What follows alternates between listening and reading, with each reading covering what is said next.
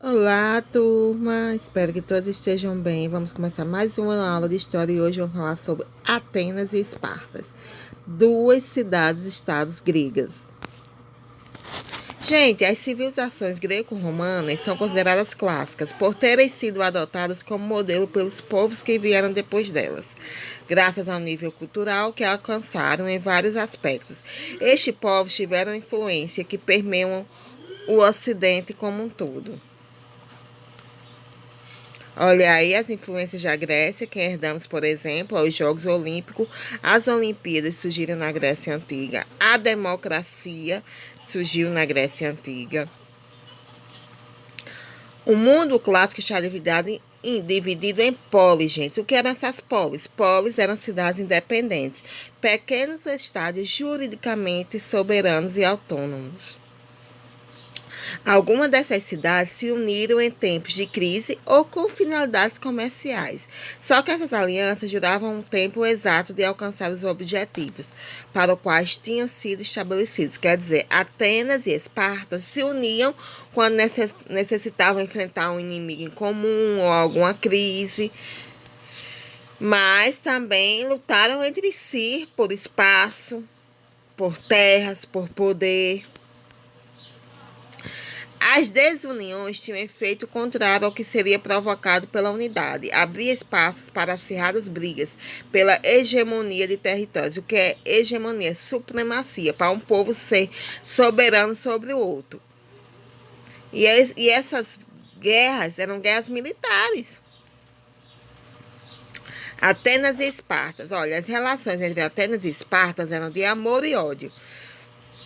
Durante a guerra contra os persas, as duas cidades comandaram lado a lado a resistência ao invasor. Esparta em terra e Atenas no mar. Mas os conflitos de interesses para ver qual das duas cidades ficaria com o controle das outras cidades gregas e do comércio com a Ásia, e as diferenças ideológicas, que Atenas era uma democracia e Esparta era mais rígida, acabaram levando as duas a um grande conflito, na qual a Grécia inteira afundaria. Atenas, gente, olha as mulheres atenienses. As mulheres atenienses eram educadas para ser dóceis, reservadas ao mundo doméstico. As mulheres eram subjugadas pelo pai e ele escolhia qual homem poderia com elas se casar. Após o matrimônio, essa mulher era subserviente, né? Ela submissa ao marido. Mesmo após as reformas políticas, as mulheres não participavam das questões políticas, por serem consideradas inaptas para esse tipo de tarefa. As meninas de Atenas não frequentavam escolas, pois ficavam ao cuidado da mãe até o casamento. Olha, Atenas se destacou também, gente, pela preocupação com o desenvolvimento artístico e cultural do seu povo. Ela desenvolveu uma civilização de forte brilho intelectual. A democracia ateniense privilegiava apenas seus cidadãos, que eram homens livres, nascidos em Atenas e maiores de idade. Somente eles tinham o direito de participar ativamente da Assembleia e também de fazer a magistratura. No caso, estrangeiros não tinham os mesmos direitos, eram obrigados a pagar impostos e prestar serviços militares. Quem tinha o direito a ser cidadão eram os homens livres, nascidos em Atenas, com pai e mãe ateniense. Já a educação em Atenas, gente, tinha como objetivo o quê? Formar indivíduos completos, ou seja, com bom preparo físico, psicológico e cultural. Por volta de 7 anos de idade, o menino ateniense era orientado por um pedagogo. Na escola, ele estudava música, artes plásticas, filosofia, atividades físicas também faziam parte da vida escolar, pois os atenienses consideravam de grande importância a manutenção da saúde do corpo. Na arquitetura destacam-se os lindos templos erguidos em homenagem aos deuses, principalmente a deusa Atena, que era a protetora da cidade. Olha os templos como eram lindos, olha a arquitetura. Atenas estava localizada perto do mar, por isso era um dos principais centros exportadores da Grécia. Esta polis era poderosa e ela ficou muito rica, mas a quantidade de escravos crescia e lutava por seus direitos. E outra coisa, a escravidão em Atenas era escravidão por dívidas. Quando você tinha uma dívida com alguém imensa e você não podia pagar, você se tornava escravo daquela pessoa. Não era uma escravidão por cor, não era isso, era escravidão por dívidas. E prisioneiros de guerra que perdiam. Olha, a sociedade era formada pelas seguintes camadas. Tinha os eupátridas, que eram os bem-nascidos, que tinham privilégios, eram os grandes proprietários de terras. Tinha geomouros, que eram os pequenos proprietários de terras. Tinha os metecos. Quem eram os metecos? Eram os estrangeiros que moravam em Atenas e se dedicavam ao comércio e artesanato. E tinha os escravos, que eram prisioneiros de guerra e pessoas condenadas por dívida. A vida de um escravo era muito difícil.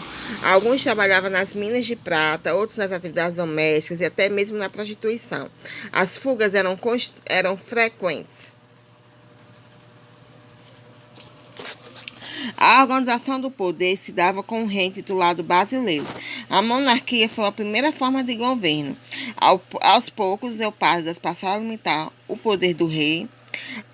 Artesãos e comerciantes vão enriquecer, gente, e vão começar a reivindicar, a querer participar da política. Daí vai haver um confronto entre os grupos sociais e para resolver eles foi necessário algumas reformas. Esparta. Esparta era cercada de montanhas, numa área de difícil acesso. Nós vemos aí a Esparta, né? A sociedade era muito guerreira. Todos os homens eram treinados e se tornaram melhores e mais disciplinados soldados da Grécia. Os espartanos tinham leis muito rígidas, 2 reis para governar e eram os grandes rivais de Atenas. E a sociedade era dividida em 3 grupos sociais. Olha. Os Esparciatas, que eram os guerreiros descendentes dos dórios e eram a camada dominante, detentora das terras e possuía direitos políticos.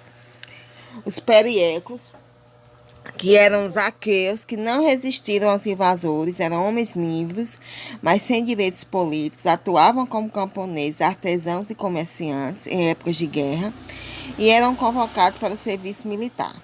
Ilotas, que era a maioria da população, eram servos do Estado e trabalhavam nas terras dos Esparciatas. Os ilotas tinham uma vida miserável, estavam expostos à violência e exerciam várias atividades e revoltavam-se com frequência. Olha as mulheres de Esparta, gente. As mulheres de Esparta eram tratadas de formas diferentes. Por quê? Porque os espartanos acreditavam que a mulher devia ser preparada fisicamente para que pudesse dar origem a indivíduos aptos para compor o exército daquela cidade. As mulheres se dedicavam à disputa dos jogos, também participavam de atividades esportivas e podiam controlar as finanças domésticas. Também participavam das reuniões públicas ligadas à política. Elas eram mais ativas. A educação espartana. Já ao nascer, a criança era minuciosamente observada por um grupo de anciãos. Caso ela não apresentasse uma boa saúde ou tivesse algum problema físico, era invariavelmente lançada no cume do Monte Taigeto. Se fosse considerada saudável, ela poderia ficar com sua mãe até os 7 anos de idade. Depois disso, ela passava a ficar sob a tutela do governo espartano, para assim receber todo o conhecimento necessário à sua vindoura trajetória militar. Porque os espartanos treinavam as crianças para ser futuros soldados. Olha, entre os 7 e os 12 anos, a criança recebia os conhecimentos fundamentais para que conhecesse a organização e as tradições de seu povo. Depois disso, era dado início a um rigoroso treinamento militar, onde seria colocado em uma série de provações e testes que deveriam aprimorar as habilidades do jovem. E nessa fase, um aprendiz era solto em um campo onde deveria obter seu próprio sustento por meio da coleta, da caça de animais ou, em alguns casos, por meio do furto. Nessa mesma época, os aprendizes eram colocados para realizarem longas marchas e lutarem uns com os outros. Dessa maneira, aprendiam a combater eficazmente. Temos a Guerra do Peloponeso, que foi um conflito militar entre Atenas e Esparta, que vai ocorrer entre os anos de 431 a 404 a.C.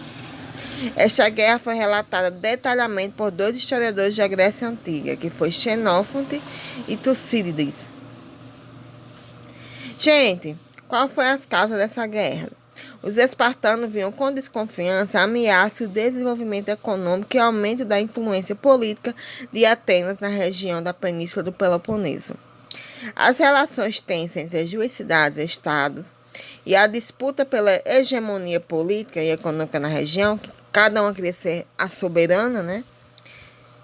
Então, Esparta, que era voltada para o militarismo, e Atenas, que era o centro político e cultural do período, começaram a guerra. E essa guerra também envolveu outras cidades-estados. Umas se aliaram a Atenas e outras se aliaram a Esparta.